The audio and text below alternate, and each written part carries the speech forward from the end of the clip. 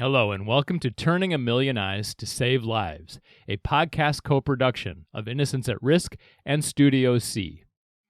Innocence at Risk is a 501c3 nonprofit founded in 2005 to fight child exploitation and human trafficking.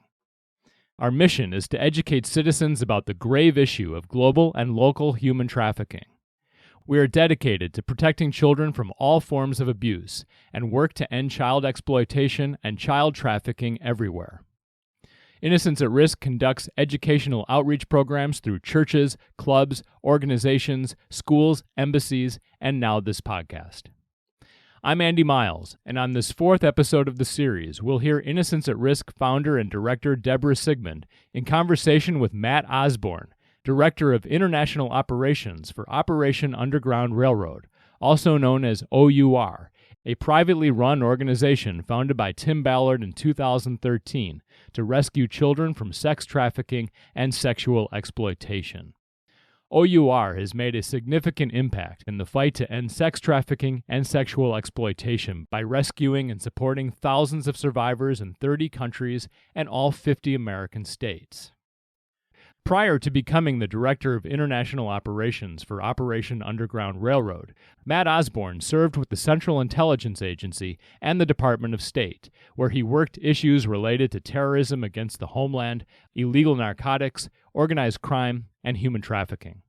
He regularly provided secrets and analysis to U.S. presidents, senior cabinet officials, and the National Security Council. With Operation Underground Railroad, Matt has led a total of 21 undercover rescue operations overseas that resulted in the liberation of 206 human trafficking victims and the arrest of 63 suspected traffickers. He's been married for almost 25 years and has 2 daughters who give him the drive to fight child exploitation and human trafficking. 5 years ago this month, Innocence at Risk welcomed Matt Osborne as special guest of honor at Innocence at Risk's 2017 Gala, held in Washington, D.C. at the Organization of American States under the patronage of the Ambassador of the Dominican Republic. We'll hear about that event and the work Innocence at Risk and Operation Underground Railroad have done in collaboration. We'll also hear about the dangerous, on-the-ground work conducted by O.U.R's ops team of highly experienced current and former law enforcement personnel, and the forthcoming feature film, Sound of Freedom, which tells the story of Tim Ballard and O.U.R's greatest rescue of more than 100 children. The rescue took place in Cartagena, Colombia, and was a success due to the partnership of O.U.R and the government of Colombia and their special forces. We can all look forward to seeing the powerful action film Sound of Freedom later this year in theaters everywhere. I'm going to turn it over now to Innocence at Risk's Deborah Sigmund. Well, Matt, thank you so much for being here today. It's really nice to have you. And I really want everyone to know this story. I do. I first learned about Operation Underground Railroad in 2015. Believe Operation Underground Railroad was started. Of course, it was started by Tim Ballard, but I was watching Chris Wallace on Fox News on Sunday, and he had Tim Ballard on. And I was in tears at the end of the whole coverage. I couldn't believe there was someone so good, such a hero. And I immediately said, and I know that he was former Homeland Security, HSI investigations. And I couldn't wait to talk to some colleagues at Homeland Security. And I asked Katarina Kane and some other ones, I said, I just learned about Matt Osborne. And oh my gosh. And they said, yeah, he's a good guy. He's a great guy. And I said, well, I want to meet him. And they said, well, he might know about your work with the flight attendants. And I said, well, I want to talk to him now. So anyway, I was in touch with his office. And then shortly after that, when Matt came to Washington, D.C. to meet with members of Congress, we met actually in the lobby of the Willard Hotel with some of your team. And it was a great meeting. And all I could say was thank you so much for what you're doing. But we want to help. Innocence at Risk was established in 2005, and we want to help any way we can. So Tim was sort of exhausted from travel and exhausted from the meetings, and he just looked at his guys, and it was almost like, where do we start? But I said, all right, you just tell me who to follow up with. And he said, absolutely, we will. So one of the first things Innocence at Risk did was talk to our Safe Home orphanage in the Dominican Republic and La Romana, because I learned that when, first of all, for those of you who are watching and you don't know what Operation Underground Railroad does, is that they go in country where needed. They partner with law enforcement all over the world. But initially it started with Colombia. But at this point, they were interested in the Dominican Republic. And the Dominican Republic, of course, had a huge problem of trafficking. And I had already seen with Nancy Rivard coming back from a trip visiting orphanages that we had 2 of our flights returning to the United States. This was on an earlier podcast with Nancy, but there were children being trafficked from the Dominican Republic into New York and into Atlanta. And fortunately, our team was able to stop it. I called Homeland Security, the plane was met, and the rest is history. But knowing how the problem was just outrageous there, they said, well, one of the things we need, we're trying to make certain that we have are enough places to put the children when we do go in and rescue them. And I said, oh my gosh, of course. I said, please tell me you don't leave them there. And he said, no, we've never left a child there. So anyway, we had a great conversation about that. And I called Niños de Cristo. And at that point, Sonia was the director. She said, absolutely. I said, it might be the middle of the night, Sonia. And she said, it's okay. It's all right. She said, it's important. And she said, this is God's work. I said, this is definitely God's work. So I was happy to do that. And then in 2017, Innocence at Risk was having a great event at the Organization of American States. And I was talking to some of my sponsors about Operation Underground Railroad. And they said, well, can't we honor them? Can't we recognize them that night? I said, we certainly can. So I called and spoke to the office, to Tim's office, and Tim was not available, but fortunately he sent you, Matt, and to the event and talked about, we showed some film clips. Everyone was blown away. And that night we presented you with making a difference. And Operation Underground Railroad has made more of a difference for this horrible, evil issue than anyone out there. I mean, it can't, you are such a gift to all of us that work on this issue, because you have done something that no one else can do. And I'm very excited about the film that's coming out, hopefully by September. I was fortunate enough to see a pre-screening of The Sound of Freedom, the story about Tim at Homeland Security and why he needed to leave, because he was told by his superiors, Tim, we're Homeland Security. We can't just go rescue every child. And he thought, well, maybe I can try. And that's when he left his nice government position, which is extremely admirable, left it to start Operation Underground Railroad. So I know our viewers would like to hear from you, Matt. Oh, So, well, Deb, yeah. No, thank you so much. And you're always so sweet. And I'm worried that the Zoom screen is not big enough for my head after all those nice things you said. And you're oh, too kind. As we always say, Tim Ballard says the same, we're not heroes, we're normal people trying to do the right thing. And we're just so grateful for our partnership with Innocence at Risk. And while you were talking, I just made one little turn to my bookshelf and got the Making a Difference Award here, oh, April 2017. We still have it. I'm so proud of this. I accepted it on behalf of Operation Underground Railroad at that beautiful event at the Organization for American States. Is there a more beautiful building in Washington? That is no. so impressive. And I will tell you, and we'll talk a little bit about Operation Underground Railroad, why we do what we do.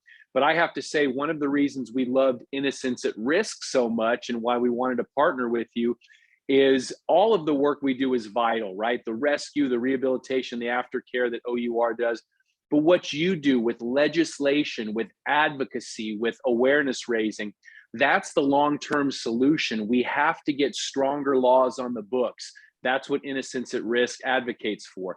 We have to bring in people from all walks of life, and your contacts with both Republicans and Democrats, so impressive. Embassies in Washington.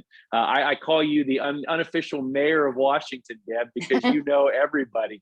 And we love that. And we're all about partnership. And I don't know your thoughts, but I was, after 12 years with the US government, I was with the CIA and US Department of State. I served overseas tours in Madrid, Spain, Caracas, Venezuela, Mexico City, Mexico, and then left a great job, a job that I loved with the US government, to take on a calling to try to use those skills I had learned in intelligence and diplomacy to try to save kids. But when I got to the nonprofit world, I was so disheartened at the backstabbing and infighting among different groups over resources. And so, Deb, before I jump in more to O.U.R, I want to get your thoughts and see if you agree that people who are listening to this podcast need to know this is not the norm. One nonprofit featuring another. Innocence at Risk today featuring O.U.R. O.U.R supporting Innocence at Risk. That doesn't happen. But we're not like the other groups. You're not like the other groups. We're all about partnership. And we're just so thankful to be able to have this platform with you because of all of the great work you're doing as well. Thank you so much. I really appreciate that. That's one of the points that I made to the State Department when I first met with them at the Trafficking Persons Office. And I said, you're telling me every year? This was in 2004 when I was talking to the State Department, and no one talked about it. No one knew about it here. And they said, yes. And I said, number one, I said, well, how are they getting in? And they looked at each other, and actually Ambassador John Miller then threw his papers up in the air and said, well, if we knew that, we could figure it out. And of course, we've helped them figure that out. They're getting in on planes and trains and everywhere. But I said, 18,000 women and children every year. I said, who's working on this? And the State Department began working in 2000. And I was told by the Trafficking Persons Office that it hit them like a ton of bricks. They had no idea this happened in the world. Right. Of course, I didn't either. But when I said, who's working on this? They said, well, there's some little groups here and little groups there. And they said, but we need you. And they said, you're with your connections. And I said, well, listen, I have a lot of friends who care about this. They said, great. And they said, we're going to need them all. We need you to help create awareness. But I did not understand why groups were not working together. I said, this is something that we can all together have a bigger voice. We need to be standing on the street corner screaming about this. That was why O.U.R was formed, because we saw that there were many great groups on the front end doing as you're doing, advocating, pushing for legislation, raising awareness, speaking up on behalf of the innocents at risk, the victims and the survivors. And then we saw great groups on the back end, aftercare homes, safe houses, others working on moving victims to survivor to thriver, as we say. But Tim Ballard, former special agent with Homeland Security, the US Department of Homeland Security, and its predecessors, because he started as a special agent with the US Customs Service back in the early, I'd say 2002, 2003. He saw that there were very few groups that would actually go into the darkest places around the world and help to rescue these children and these adult victims of commercial sexual exploitation and human trafficking. And we always work with governments. We never go in on our own. We're never a vigilante group. And so we've been fortunate to work in about, almost 30 countries since we started in late 2013, early 2014. We provided some type of support to that many countries. In the US, we work behind the scenes. We don't do the undercover operations. In the US, there are many men and women on the front lines, law enforcement, police, sheriff's departments, the Homeland Security, FBI, but we provide behind the scenes support, funding, training, tools, technology. And in our 7 years, we provided some type of support to the rescue of almost 6,000 trafficking victims.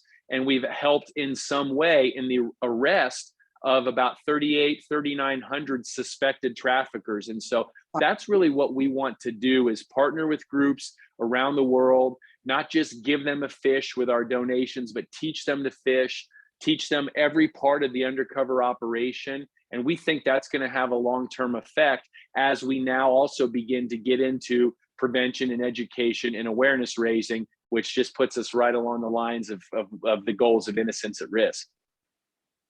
Well, you're amazing. You've really grown. And I don't know. I mean, you must get your funding privately, correct? Yes, so over 50% of just private donors through social media. We have some large donors, some corporations, but it's all donations. And, obviously this isn't a fundraiser, but anyone can visit OURrescue.org, ourrescue.org to learn more. We decided not to take government grants, nothing wrong with the government, but we thought, hey, we'll maintain our ability to be flexible. But that's what we're trying to do. We try to have a big social media presence as well. And I know you know this very well, Deb, but for your listeners and viewers, our founder, Tim Ballard, is an American historian. He loves American history. Abraham Lincoln, his favorite president, the end of legalized slavery back in, during the darkest parts of our nation's history, the transatlantic slave trade. He loves those heroes who did away with that. But yet we see that there may be more slaves today than at any time in human history around the world. Those in forced labor, those in commercial sexual exploitation, those being trafficked for organ harvesting, child sacrifice, some truly terrible things. So he wants to emulate one of his heroes, author Harriet Beecher Stowe, who, as you know, wrote Uncle Tom's Cabin. And so back then she used entertainment, a book, to raise awareness about a horrible social scourge going on. That's what Tim wanted to do with O.U.R, whether it's through documentaries, the movie, The Sound of Freedom, that we can talk a little bit more about during this hour if you'd like, but try to raise that awareness, use social media to get people on board who may have never known this. And I use myself as an example. If you would have asked me when I was in my teens and 20s, who works at strip clubs, who works at a quote unquote as a prostitute, even though we don't use that term, I honestly would have said, that's like the movie Pretty Woman. That's the Julia Roberts character. That's, I guess, how she wants to make her money. I guess that's how she wants to work in a strip club or on the streets. Boy, was I wrong. The percentage of people prostituting themselves is infinitesimal. Vast majority of these people, as you know, Deb, and others know, they are trafficking victims. This is trafficking. And so can you imagine if we can reach more people, like I wish someone would have reached me in my teens and 20s, reach more people around the world, men mostly, but also women, to say, you don't purchase another human being. You don't abuse or exploit another human being. If we can keep getting that movement going and working with Innocence at Risk and other groups, that's how we're going to end this long term. It's a daunting task, but I know you're in it and we are as well. And that's what we're fighting for.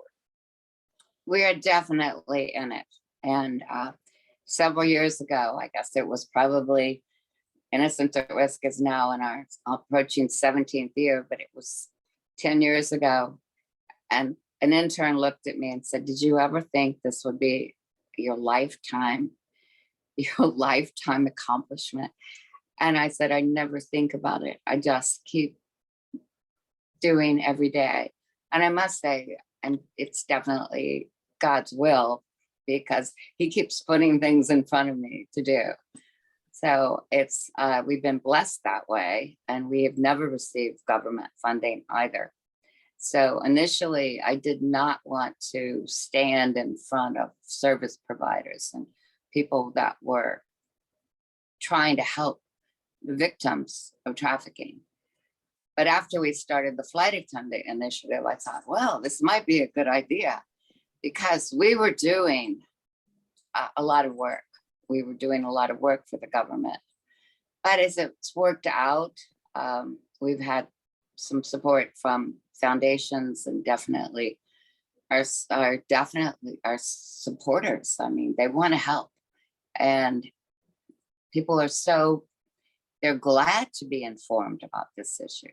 Yes. And but I will add that the trafficking as a business wasn't around years and years ago. It really happened, honestly, according to several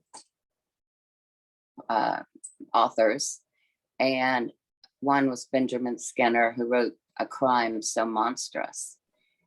And they talk about the fall of communism and how the Russian mafia began working, and the Russian mafia began buying children from the Taliban initially, way back in. Queen Sylvia taught me a lot of this when I visited her in Stockholm, but she had to learn about this. She learned about it though sooner. It hit Europe before the United States. It was in Europe, certainly in the 90s after coming, and then it's, of course, now it's absolutely everywhere in the world. And there are more slaves today. There are more women, children, and men locked up. Yeah. And I don't think people know that. I don't think people realize that. No, they don't. And but I've had students in classrooms tell me, thank you for being here. And I'm so glad. And one girl in particular talked to me privately. This happened several different times on several occasions, and said, you know, this happened to me. And I am so glad to know that there's someone like you that's trying to educate the public, because if I'd heard your message, it would never have happened to me. Yeah, that's amazing testimonial too. Well, it is. And it's heartbreaking. Well, first of all, let her know I was so glad she was all right. Right. And, but we need to prevent it so it doesn't happen. And then, but I still say that you are such heroes. Oh. I just can't even comprehend what you do about going in and do rescues. But I'm so glad that the sound of freedom is going to come out. And as I told you, when I first learned about it, I was educated about it this summer when a friend said to me, you know, that star who played in The Passion of Christ, Jim Caviezel. Yep, Jim Caviezel, a great actor. Here's what she said. He is playing for that issue that you care about. That's a good way to phrase it. I looked it up and I said, oh my gosh, this is the story of Tim Ballard and Operation Underground Railroad. And as Tim will tell you, the producers had asked him who he wanted to play him. And he said, I want Jim Caviezel. He's one of my favorite actors, the Count of Monte Cristo, the Passion of the Christ. And they said, Jim doesn't look anything like you, Tim. He has dark hair, dark eyes, brown eyes. You've got blonde hair, blue eyes. And I will tell you a funny story that I just heard at a screening a few months back, that at the end of the movie, and you've seen it, I won't give it away too much, but they have a picture of the end of Jim Caviezel as Tim Ballard, and then they morph into a picture of the real Tim Ballard. They had to make the picture of the real Tim Ballard black and white to show the contrast, because when it went color to color, you didn't think it was two different people. It was the same person. So how crazy is that? Jim dyed his hair blonde, his beard. and he threw himself into the role. I was able to be on set in Colombia a couple of years ago watching this. He put everything that he could into this role. And he said, this is the second most important role I've ever played after the Passion of the Christ. And so he just took this seriously. He knows this is modern day slavery. He obviously is a man of great faith and quotes a few of the Gospels. You know, it were better for him that a millstone be put around his neck and he be cast in the middle of the sea than for him to offend one of these children who follow God. And that's what these traffickers are doing. And so I'm grateful that you're talking about the movie. We're hoping it comes out soon. The pandemic has thrown things for a loop, as it has so many things. But we are hoping still 2022 we'll see it. And I think it's going to be really powerful. Once again, like Harriet Beecher Stowe and Uncle Tom's Cabin, using the entertainment of a Hollywood movie to raise awareness about such an important issue. Exactly. Well, I will tell you, when I watched the movie, I forgot that I was not watching Tim. I mean, Jim Caviezel he transformed himself into Tim Ballard, and it was unbelievable for me to see that. But what we've been doing, Matt, and I'm so glad you gave me this opportunity to introduce Operation Underground Railroad to embassies, like we did in November at the wonderful embassy there and of Egypt. And your team, your person in charge of Middle East, came in and met with one of their ministers and was present the night the ambassador talked about your work and the film, and it was a great evening, very small. And I think we're going to do something in April, as you know, with the ambassador of Colombia, and he is absolutely thrilled to death that Innocents at Risk brought him this information about the Sound of Freedom, because, as you know, he was the minister. Ambassador Pinzon was the minister, defense minister in Colombia when the film was made, and when, for real, and when the greatest rescue of all time took place of over 200 children. And he remembered that. You're right, because we used the Navy, the CTI is their FBI equivalent, coming in on boats. And so you're right. He was aware of that. And again, it's these small world, but as you know, Deborah, in this business, this is what, and I love when you said that, you know, earlier you talked about God and God leading this. And again, like you, we're not a partisan or a denominational, religious group. We have many faiths represented. We even have a couple people who profess to not even have a faith, but they know between good and evil.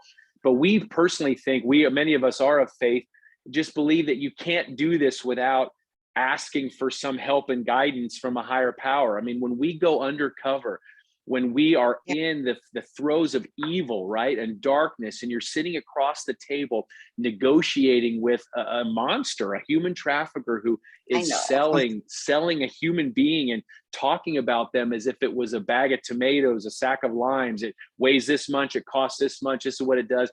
You have to have some sorts of spiritual protection. Otherwise, you get into this darkness, and it's so easy to get wrapped up in it, as you know, especially when you look at pornography, you look at other things in our society, that it's all tied in with sexual exploitation and human trafficking. Absolutely. That's one more element that makes you such heroes. I told you, I mean, you have to be totally men and women of steel to do that. I could never do that. I could never sit there and pretend to be that evil, but you all do it in order to get those children out. But the film, The Sound of Freedom, shows all of that.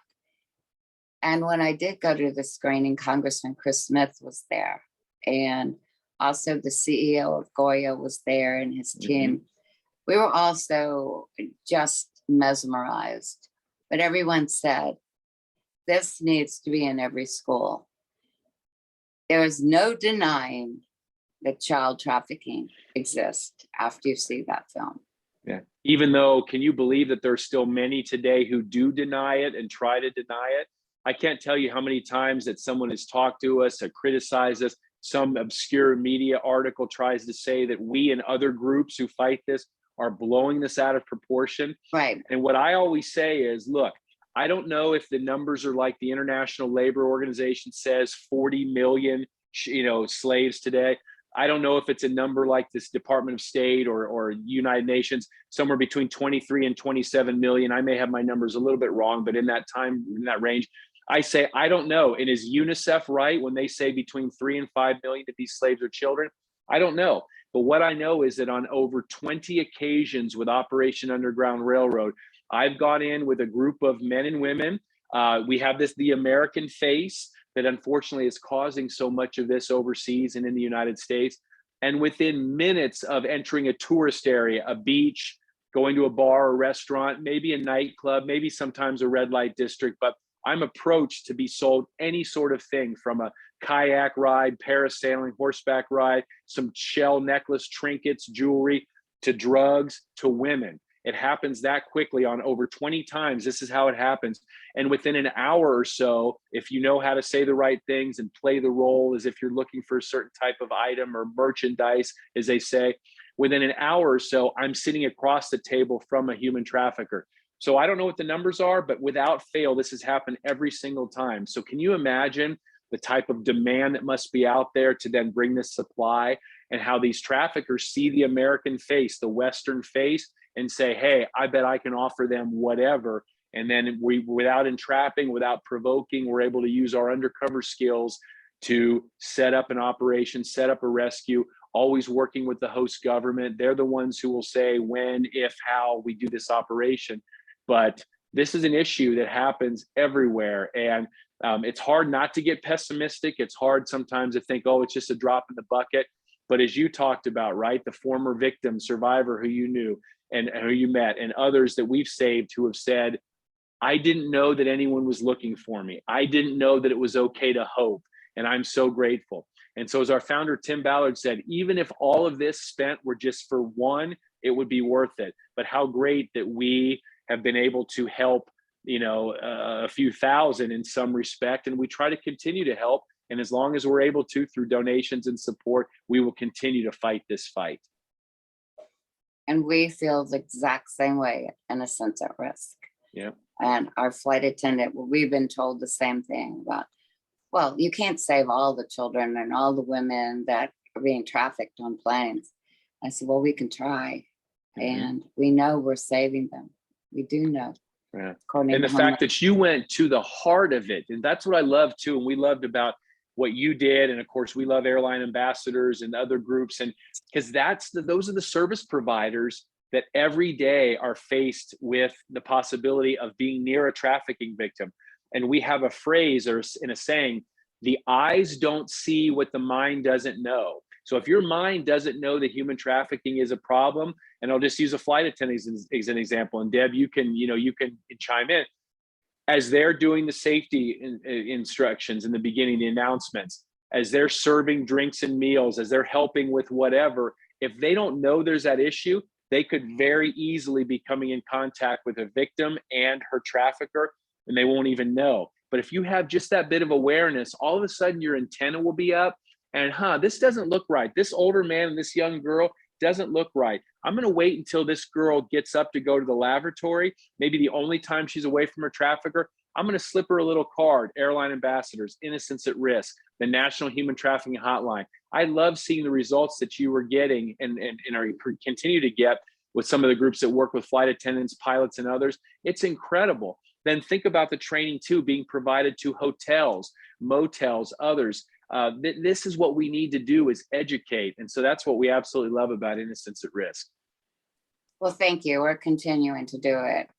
I can continue. It still baffles me that it's $150 billion industry. Isn't that crazy? And you've probably seen the stats too, but for your listeners to think, what is 150 billion? What does that mean? And Tim Ballard has shared a stat that with that type of money, you could buy every team in the National Basketball Association, every team in the National Hockey League, every Starbucks franchise around the world, and still have enough money to send every boy and girl in our country to 4 years of state college education. Can you believe that? And people are like, well, how is that? Well, to be honest, how many times can you consume a certain amount of drugs before it's used up? One time. How many times can you sell a human being over and over again, profiting off of them? And so that's how you get to that 150 billion. And my mind is blown just as yours is. It's crazy. It is. And if someone told me, well, there are a lot of sick people in the world, and I said, well, it's got to be good versus evil. And John Kerry said this when he was Secretary of State. This is a war against evil. And it certainly is. So it's so wonderful. I mean, we just love our partnership with you. And I love the fact that I can be some help to Operation Underground Railroad in Washington, introducing you to embassies. I met with the ambassador of El Salvador last week. She also is anxious to get her team working with your person from South America, Carlos. And so can't wait to make that connection. Everyone wants to help. They do. Yeah. No, it's amazing what you've done already and the ties. And yes, and so our regional director for Africa and the Middle East, Dean, he still is in touch with Mohammed from the Egyptian embassy. They're looking at ways we can help in Egypt.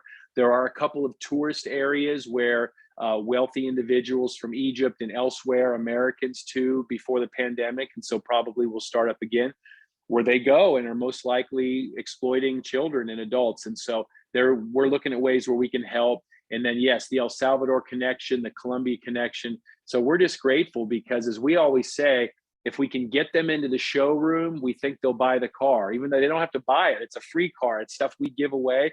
We just need to get people into the showroom, as it were, to learn more about what we do across the whole spectrum. I mentioned at the outset of the show, funding, training, tools, technology, and then overseas, when allowed by law, using our American face, using our undercover operative skills to be confidential sources of information, to be undercover operators for these countries. And the traffickers never see it coming. And this is something we want to continue to use. We just did it in Mexico over the weekend, the Dominican Republic the week before. We have so many countries who want us to come and help. And another thing is on the prosecution side. We recently brought a woman to our organization with almost 20 years of experience with the U.S. Department of Justice and is an assistant U.S. attorney. And she was one of the foremost experts in helping the United States use its anti-human trafficking laws to get prosecutions, to target some of these sex buyers. And so she's now able to go overseas to other countries and say, even the United States, the biggest country in the world, the best resources, we all have things we can learn. Here is how we learned from trial and error through the early 2000s, as you mentioned at the outset. For the early 2000s, 2010s, here's what we learned. Now let us help you in your countries. And we've had a really positive response from prosecutors, magistrates, attorneys in some of these countries. And we think this is going to be one of the long-term solutions as well, to hopefully end the impunity with which these traffickers, sex buyers, Johns, whatever you want to call them, the impunity with which they're working and operating.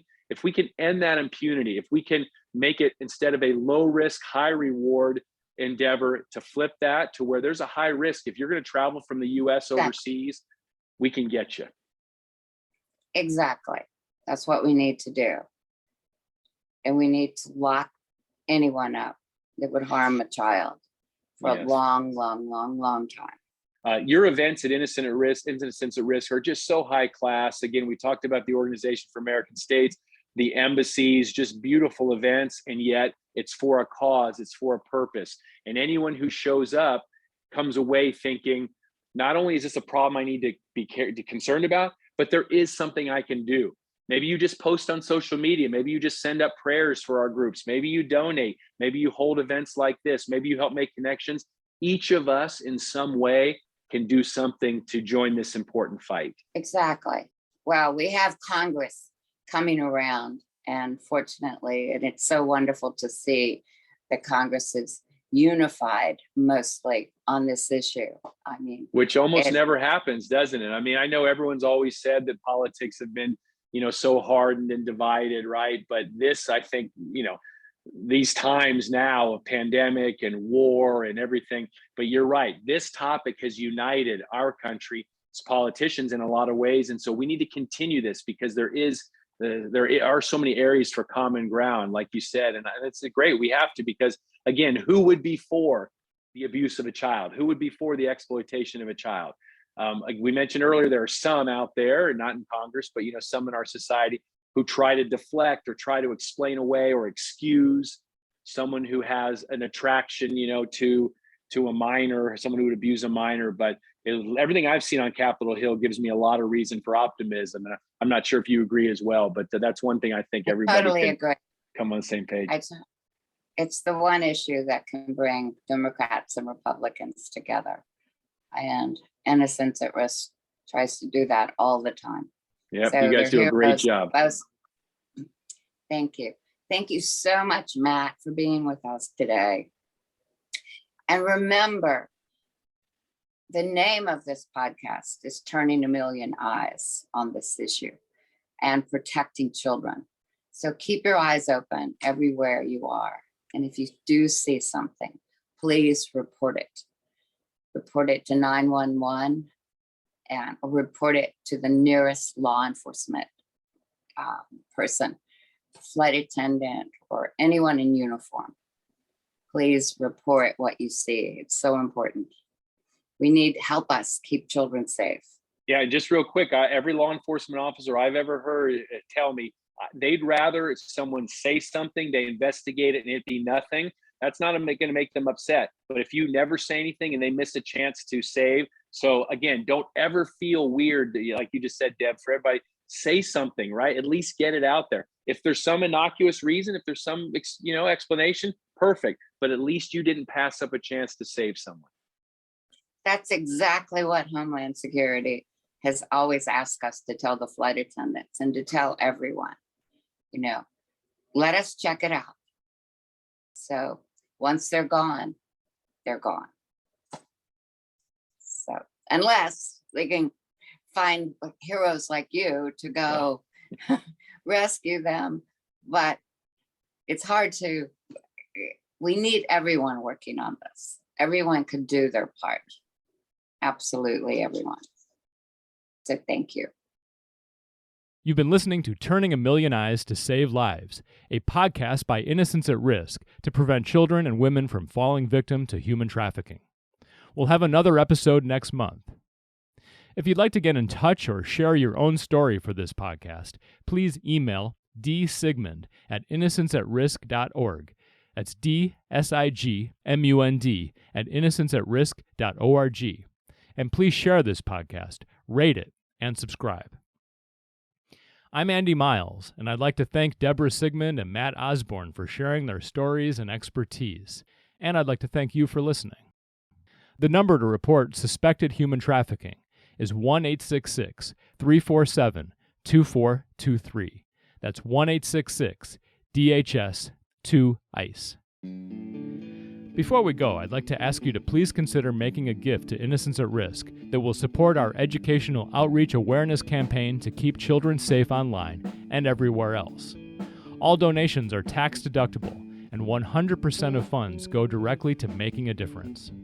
Your donation will help Innocence at Risk keep children safe online with educational outreach to parents and students, and lobby members of Congress for much-needed legislation to protect children and facilitate the prosecution of traffickers. Innocence at Risk will help wherever needed with the situation at the Mexican border and now the refugees from the tragic crisis in Ukraine. We need your help to turn a million eyes on children.